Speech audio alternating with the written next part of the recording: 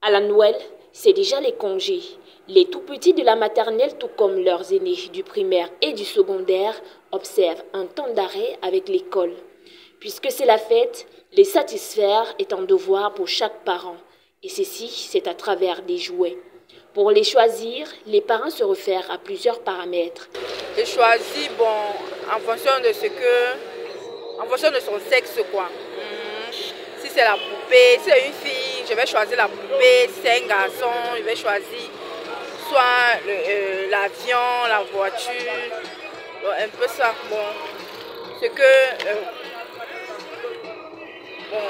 Ce qui peut bien le distraire.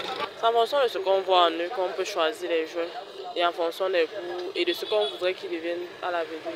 Ce n'est pourtant pas le cas pour ce parent dont le vélo est entré dans la coutume. Moi, généralement, le premier jouet que j'offre aux enfants, c'est le vélo. Je ne sais pas pourquoi, mais c'est comme ça. Donc moi, j'aime bien offrir des vélos aux enfants, quel qu'en soit l'âge. Ce n'est pas forcément par rapport à ce qu'ils vont devenir, mais c'est le jouet qui me vient le plus en tête. En clair, les critères de sélection d'un jouet varient d'un parent à un autre et prennent en compte la taille du portefeuille de ce dernier. Ça se fait en fonction du portefeuille, de son budget en fait. Ça dépend aussi de l'âge de l'enfant. Un enfant qui a peut-être 4 ans.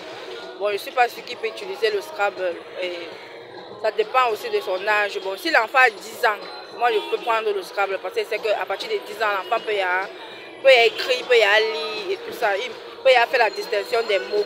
Pendant leur moment de vacances, les enfants ont besoin de divertissement pour se récréer, développer leur sens et se connecter avec le reste du monde.